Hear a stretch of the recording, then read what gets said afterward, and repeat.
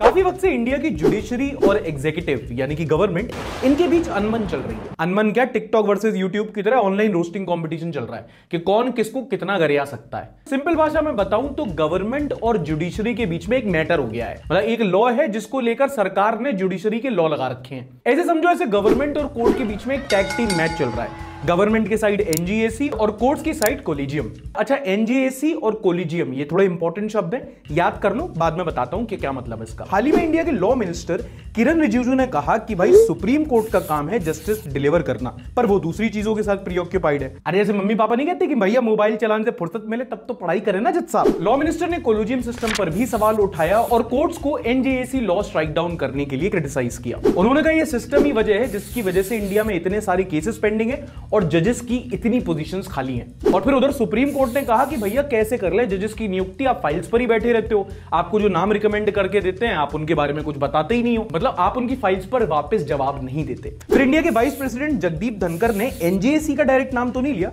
पर फिर भी कहा कि कोर्ट ने एक लॉ को ओवरटर्न करके पार्लियामेंट की सॉवरेनिटी को चैलेंज किया है। फिर लॉ मिनिस्टर ने कहा कि don't say that the government is sitting on the files, then you appoint yourself, you run the show, pervert, how dare you, don't talk to me again. अच्छा, last वाला minister ने नहीं, मुझे एक लड़की ने बोला था, लेकिन टोन उसकी भी गुस्से वाली थी।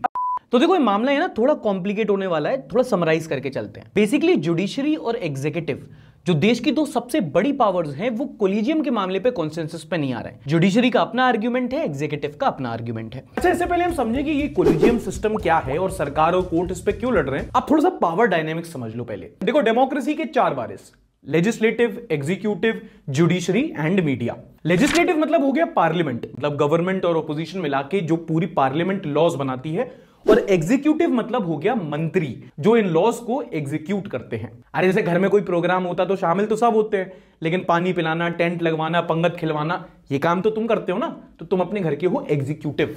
और देश में जो एग्जीक्यूटिव है उसके पास है पावर। और मीडिया समझ लो जैसे कि घर का सबसे छोटा लड़का, ना कोई काम करता है, ना से कोई इज्जत देता है, कोई वजूद नहीं है इसका, थोड़ी मर्यादा रखिए। फिर बची जुडिशरी जो इंडिपेंडेंट है, इनका खाता पानी अलग है, और इसको समझ लो अब घर का जैसे सबसे बड़ा बेटा, ये किसी की नहीं सुनता लेकिन इसकी सबको सुननी पड़ती है। एक तरह से देखा जाए तो एग्जीक्यूटिव और जुडिशरी दोनों के पास अपने अपने लेवल पर बहुत पावर्स होती है। एग्जीक्यूटिव के पास more of the decision making power होती है, जो मंत्री होते हैं वो कुछ लॉज बना सकते हैं, लेकिन जो जुडिशरी होती है उसके पास पावर होती है लॉज को ओवरलुक करने की। और कभी जुडिशरी को लगे कि भाई एक जो लॉ इन्होंने पास किया है ये अनकॉन्स्टिट्यूशनल है, तो वो उसको स्ट्राइक डाउन कर सकता है। बेसिकली कोर्ट्स के पास पार्लियामेंट के डिसीजन को इनवैलिडेट करने की अथॉरिटी होती है।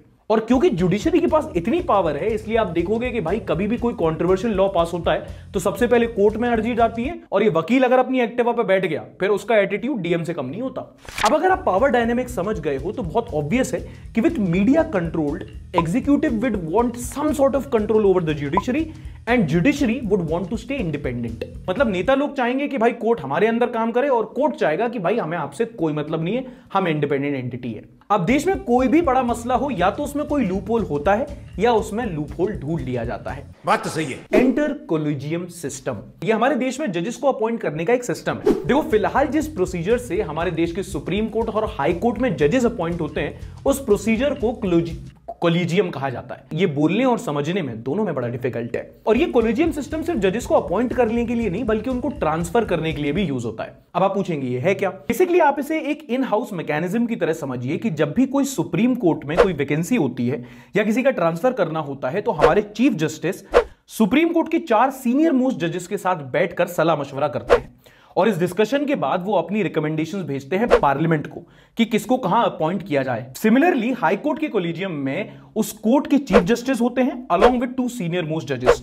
यहां से ये सुप्रीम कोर्ट के कोलिजियम के पास जाता है, अगर अप्रूवल मिल गई तो फिर वो पार्लियामेंट को पेश किया जाता है। मतलब उच्चतम न्यायालय में कौन जज बनेगा ये जजेस ही डिसाइड करते हैं। Full independence, internal matter, no owner interference. तो कोलिजियम कुछ नहीं है, बेसिकली जजेस के अपॉइंटमेंट का एक सिस्टम है जिसमें जो कोर्ट होती है वो नाम रिकमेंड करती है और जो एग्जीक्यूटिव होता है, जो मंत्री लोग होते हैं, उस पर सहमति देते हैं। स्प्राइट की तरह क्लियर? लाइक कर दो एक बार। अब एक बार ये जजेस की रिप्रेजेंटेशन कोलिजियम के थ्रू होते हुए पार्लियामेंट तक पहुंच गई तो पार्लियामेंट क्या कर सकता है? फिर दो चीजें कर सकता है, या तो वो इन रिकमेंडेशन के बेसिस पर अपॉइंटमेंट करवा दे, या फिर मानो उन्हें लिस्ट में नाम पसंद नहीं है तो वो कोलिजियम को वापस भेज सकते हैं रिकमेंडेशन के लिए कि भैया कुछ नया दिखाओ, ये पसंद नहीं आ रहा। नाउ द कैच इज कि पार्लियामेंट पे जब ये नाम आते हैं तो पार्लियामेंट के पास कोई डेडलाइन नहीं होती नेताओं के पास कि भाई आपको इस टाइम के अंदर या इस डेट के अंदर हमको अपना डिसीजन बताना है। तो अक्सर क्या होता है कि पार्लियामेंट के जो हमारे नेता लोग होते हैं, ये इन फाइल्स अगर उनको पसंद नहीं आ रहे तो इन पर बैठ जाते हैं, ये बताते नहीं है, ना कुछ रिवर्ट करते हैं और कोलिजियम सवाल नहीं पूछ सकती।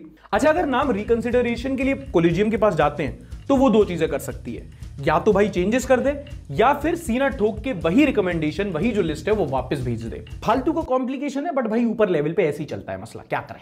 बेसिकली जब सब कुछ ठीक चल रहा हो तो इन गुड सर्कमस्टांसेस ये होगा कि कोलिजियम जो है वो एक लिस्ट देगी नामों की पार्लियामेंट को कि भैया ये हैं अपने बंदे, बताओ क्या सीन है। पार्लियामेंट वो नाम देख के कहेगी कि हाँ भाई ठीक ही लग रहा है, ये वाला नाम देख लो, अगर कुछ कंसिडर कर सकते हो, और सहमति से काम हो जाता है। अच्छा, कोलिजियम का सिस्टम हमारे कॉन्स्टिट्यूशन में नहीं है, ये हमेशा से नहीं था। कॉन्स्टिट्यूशन के आर्टिकल 124 में सुप्रीम कोर्ट के जजेस के अपॉइंटमेंट के बारे में लिखा है और आर्टिकल 217 में हाई कोर्ट के जजेस के अपॉइंटमेंट के बारे में लिखा है। अब ये दोनों प्रोविजन बोलते हैं कि ये जो जजेस का अपॉइंटमेंट है ये चीफ जस्टिस या जो हायर अथॉरिटी है उनके कंसल्टेशन के साथ होगा, बट अपॉइंटमेंट एग्जैक्टली कैसे होगा वो पूरा प्रोसीजर नहीं बताया गया। A loop hole. तो फिर भाई जब छोटे छोटे कॉन्ट्रैक्ट में छोटे छोटे क्लॉजेस पर वकील खेल जाते हैं तो सोचो, ये तो बिल्कुल ऊपर वाले लेवल पे काम हो रहा था, जजेस इसका फायदा कैसे ना उठाते, यहां तो पूरा गेम ही पलट जाना था। 1990s में सुप्रीम कोर्ट ने कुछ केसेस में अपने फैसले सुनाए। मेनली 3 केसेस थे और इन्हें कॉमनली 3 जजेस केसेस के नाम से जाना जाता है। इसमें सेकंड केस इंपॉर्टेंट है क्योंकि इसमें जो जज है उसके कंसल्टेशन को कॉन्करेंस बताया गया। मतलब जो नाम जज साहब ने बता दिया उससे आप अग्री करो ना करो, डिसअग्री नहीं कर सकते। बेसिकली हाँ में हाँ मिलाना। बेसिकली सुप्रीम कोर्ट ने कॉन्स्टिट्यूशन को इंटरप्रेट करके ये कोलिजियम सिस्टम बनाया, बट पार्लियामेंट इस सिस्टम से खुश नहीं है क्योंकि उनका कहना है कि भाई ये जो सिस्टम है ये ट्रांसपेरेंट नहीं है। किसी को आइडिया नहीं है कि कोलिजियम किस बेसिस पर नाम रिकमेंड करती है, किस बेसिस पर ट्रांसफर करती है। सब कुछ आपस में अंदर ही अंदर डिसाइड हो जाता है। मतलब आप इंटरनल मैटर का हवाला देकर अंदर ही अंदर गद्दियां बांट लो, बीसीसीआई में चल सकता है, कोर्ट में नहीं चलेगा। समझ रहे हो? अच्छा, सरकार का एजेंडा एक तरफ, ये कोलिजियम का एक फेयर क्रिटिसिज्म भी है।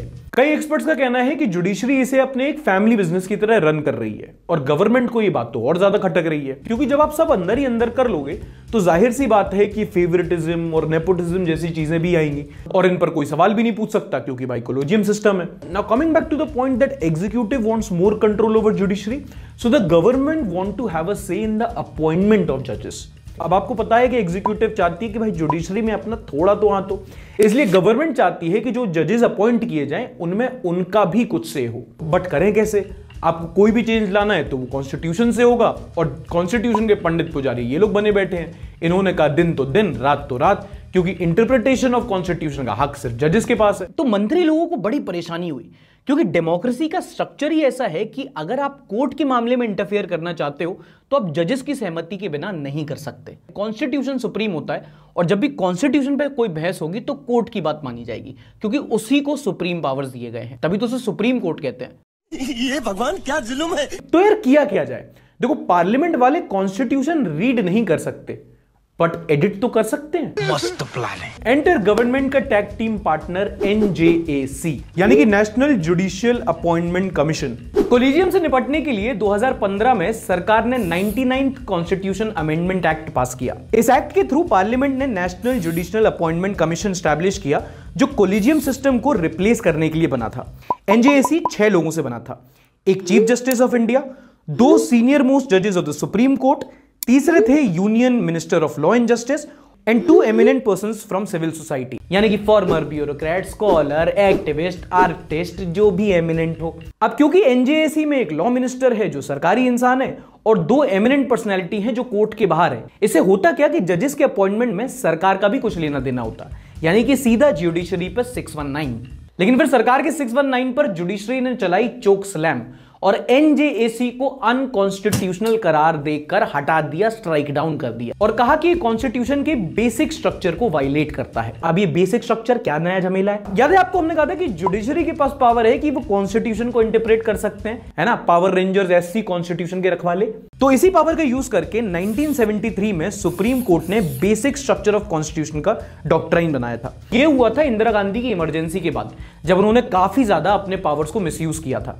तो इसमें कोर्ट ने यह रूलिंग दी थी कि भाई सरकार चाहे तो कभी भी कॉन्स्टिट्यूशन को अमेंड कर सकती है, लेकिन सुप्रीम कोर्ट के पास ये पावर होगा कि उन्हें अगर कभी लगा कि भाई ये जो अमेंडमेंट्स हुए हैं ये बेसिक स्ट्रक्चर ऑफ कॉन्स्टिट्यूशन के खिलाफ जा रहे हैं, तो उसको अनकॉन्स्टिट्यूशनल बता देंगे और स्ट्राइक डाउन कर देंगे। अब देखो बेसिक स्ट्रक्चर में बहुत सारी चीजें आती हैं, जैसे कि federal and secular character of constitution, separation of powers among the legislative, executive and judiciary, dignity of an individual, unity in integrity of the nation, sovereignty of India, etcetera etcetera. और इसी में आता है independence of the judiciary. Court ने बोला कि ये जो एनजेएसी है ये इंडिपेंडेंस ऑफ जुडिशरी के खिलाफ है, मतलब बेसिक स्ट्रक्चर ऑफ कॉन्स्टिट्यूशन के खिलाफ है, क्योंकि एनजेएसी में जुडिशरी को ही मेजॉरिटी नहीं मिलती, क्योंकि सुप्रीम कोर्ट के चीफ जस्टिस और 2 जजेस को मिलाकर 3 ही लोग होते हैं और 3 लोग मेजॉरिटी नहीं है इसमें। अच्छा, जुडिशरी इज इंडिपेंडेंट, ये हम डायग्राम में समझ लिए, लेकिन एनजेएसी में एक लॉ मिनिस्टर भी था, जिसका मतलब कि एग्जीक्यूटिव का डायरेक्ट से होगा सुप्रीम कोर्ट में कौन जज बनता है। और कई दफा कोर्ट्स में ऐसे भी जजमेंट पास होते हैं जिससे सरकार को प्रॉब्लम हो, और एनजेएसी का ये फेयर क्रिटिसिज्म भी है। अब कई बार ऐसा होता है कि कोर्ट में कुछ ऐसे डिसीजन भी लिए जाते हैं, ऐसे जजेस भी नियुक्त होते हैं जिनसे सरकार को प्रॉब्लम होती है, और अगर ऐसा होता तो सरकार क्या करती कि इस एनजेएसी का फायदा उठाकर वो वीटो लगा सकती थी। कुछ नहीं करना था, लॉ मिनिस्टर को एक एमिनेंट पर्सन के साथ खड़ा होना था, और एमिनेंट पर्सन कैसे इलेक्ट होंगे, वेल अपने बंदों को अप्रिशिएट करना बीजेपी से अच्छा कौन ही जानता है। देखो कोलिजियम सिस्टम पिच परफेक्ट नहीं है, उसको कोई डिफेंड नहीं कर रहा। इनफैक्ट कई सारे एक्सपर्ट्स और फॉर्मर जजेस ने ये तक कहा है कि भाई ये जो सिस्टम है ये पुराना है, इसमें रिफॉर्म की जरूरत है। For example former supreme court जज जस्टिस जे चेलामेश्वर ने कहा था कि भाई ये डेमोक्रेसी है, एक इलेक्टेड गवर्नमेंट है, और गवर्नमेंट को जजेस के अपॉइंटमेंट सिस्टम से पूरी तरीके से निकाल देना सही नहीं है। पर बहुत लोगों का यह भी कहना है कि ये एनजेएसी उसका सॉल्यूशन थोड़ी है। अब देखो इसमें कोई सवाल नहीं है कि कोलिजियम एक बीमारी है, सब लोग इस चीज को मान चुके हैं। सवाल यह है कि क्या एनजेएसी उसकी दवाई है या जहर। ट्रांसपेरेंसी के लिए और भी तरीके अपनाए जा सकते हैं। इंस्टेड ऑफ अंदर के 5 लोग, बाहर के आप जो फॉर्मर जजेस हैं उनका भी ओपिनियन ले सकते हैं फॉर अ स्टार्ट। और इसी कोलिजियम और एनजेएसी के पीछे सरकार और कोर्ट्स की तू मैं चलती रहती है। सरकार कहती है कि जजेस के पद खाली हैं इसलिए न्याय में देरी आ रही है, और कोर्ट ये कहता है कि भाई जजेस के पद इसलिए खाली हैं क्योंकि आप फाइल क्लियर नहीं कर रहे। अब ऑल्दो हाल ही में कुछ जजेस का अपॉइंटमेंट हुए हैं और एक कॉमन ग्राउंड पर आने की कोशिश हो रही है, लेकिन देखो मुझे लगता है कि सबसे अच्छा सॉल्यूशन इस पूरे मसले का ये हो सकता है कि डिप्स कर लेनी चाहिए। जिसने पहले डिप्स कॉल किया उसको कुर्सी मिलनी चाहिए। क्या मतलब, ऐसे देश नहीं चलता। खैर, अगर आप एनजेएसी और कोलिजियम का पूरा मैटर समझ पाए तो आपका क्या ओपिनियन है आप कमेंट करके जरूर बताओ। एक छोटी सी पार्लियामेंट हम भी लगा लेते हैं। जज बनने की बहुत लोगों को आदत होती है, एमिनेंट पर्सनैलिटी सब अपन है ना, अपन का क्या ओपिनियन मैटर नहीं करता, वोटर लोग हैं अपन। बट अगर सब्सक्राइब नहीं किया तो कोई दलील नहीं सुनी जाएगी, जेल में उठा के और डाल देंगे।